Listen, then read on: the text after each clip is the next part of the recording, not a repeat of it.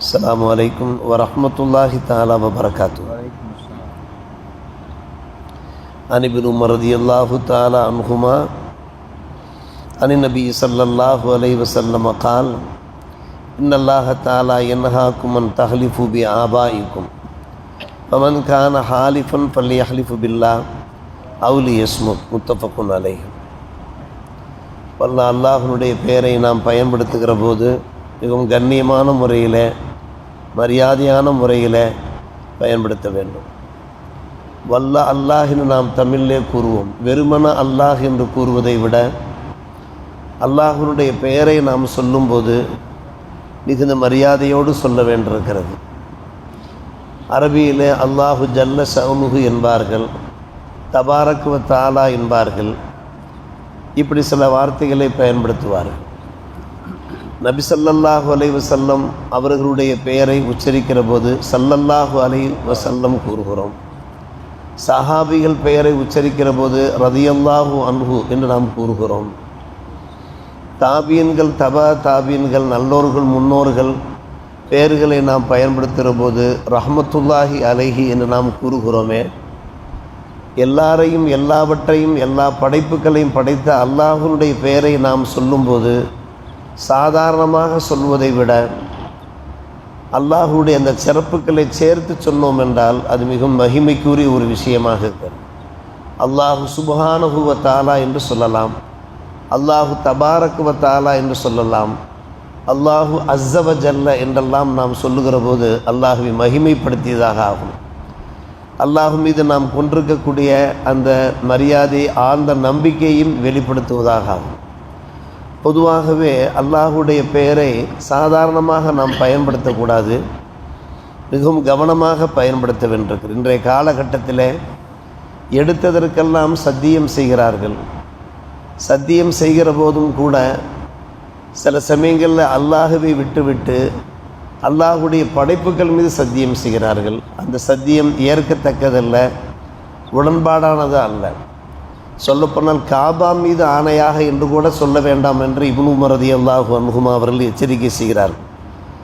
நீங்கள் சத்தியம் செய்வது என்றால், கசம் பண்ணுவது என்றால் அல்லாஹுடைய பெயரால் தான் கசம் பண்ண முடியுமே தவிர லா தஹ்லிஃபு பி கைரில்லா, அல்லாஹ் அல்லாதோரை கொண்டு நீங்கள் ஹில்ஃப் செய்யாதீர்கள், கசம் பண்ணாதீர்கள் என்று இப்னு உமர் ரலியல்லாஹு தஆலா அன்ஹுமா அவர்கள் எடுத்து சொல்வதோடு, அப்படி யாராவது ஒருவர் அல்லாஹ் அல்லாத படைப்புகளை கொண்டு கசம் பண்ணினால், சத்தியம் பக்கத்து கஃபரா அஷ்ரக, அது குஃப்ர் ஷிர்கிலே கொண்டு போய் சேர்த்து விடும் என்றெல்லாம் எச்சரிக்கை செய்கிறார். வ ரப்பில் காபா என்று சொல்லலாம், அது தவறு ஒன்றுமில்லை. காபாவுடைய இரட்சகன் அல்லாஹ் மீது ஆணையாக என்று சொல்லலாம், அது மார்க்கத்திலே தடை கிடையாது.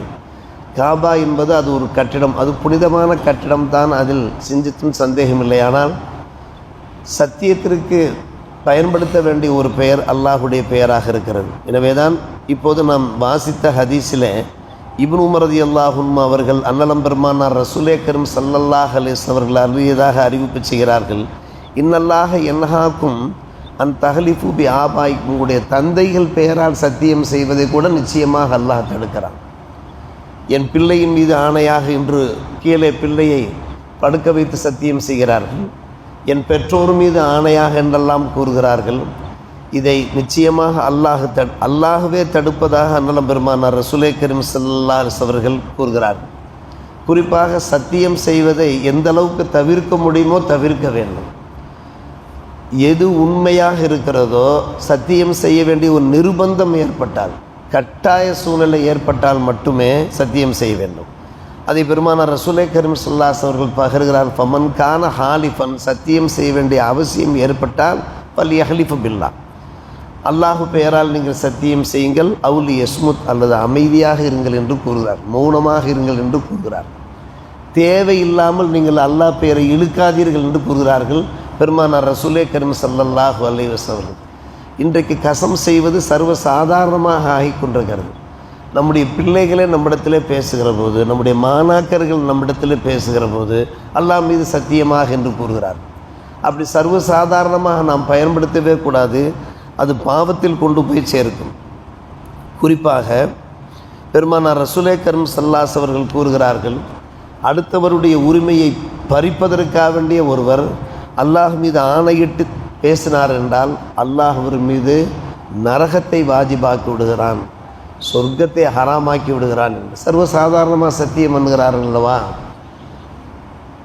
அல்லாஹ்வுடைய அந்த பெயரை பயன்படுத்தும்போது அடுத்தவருடைய ஹக்கை பறிக்கிற முறையில், அடுத்தவருக்கான உரிமைகளை பறிக்கிற முறையில் ஒருவர் சத்தியம் செய்து விட்டார் என்றால் அவருக்கு அல்லாஹ் நரகத்தை வாஜிபாக்கி விடுகிறான்.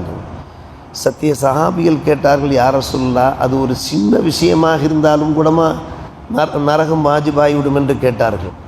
பெருமானார் ரசூலே கரீம் ஸல்லல்லாஹு அலைஹி வஸல்லம் பதில் உரைத்தார்கள், இன்கான கதீபு மின் அராக்கு.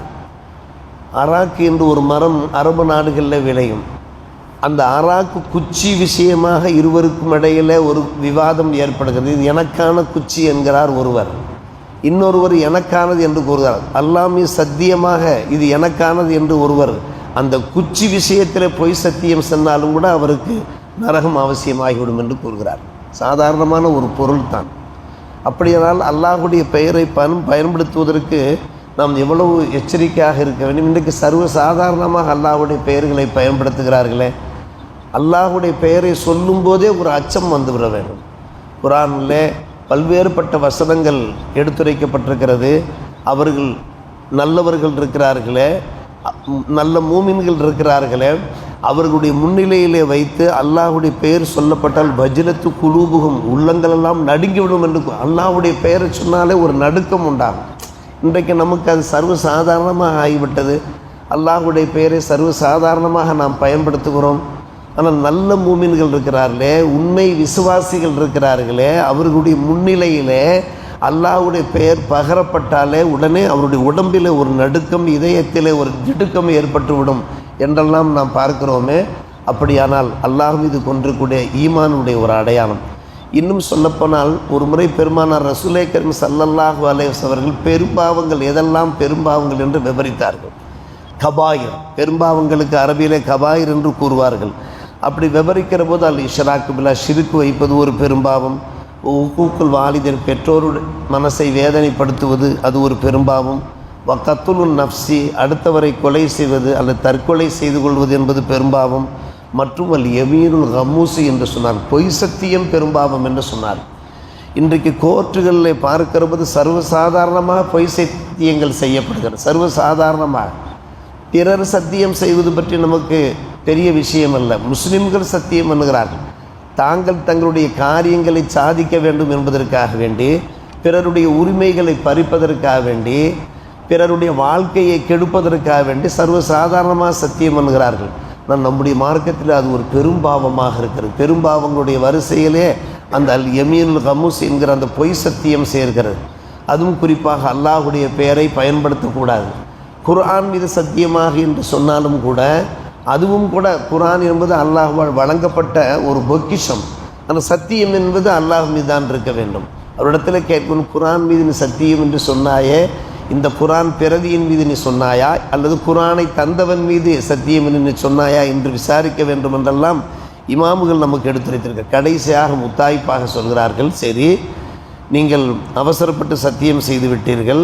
உதாரணம், நான் பலமுறை பேசிய ஒரு விஷயம்தான், அதாவது மார்க்கத்திலே அனுமதிக்கப்பட்ட விஷயம், மார்க்கத்திலே வலியுறுத்தப்பட்ட ஒரு விஷயம்.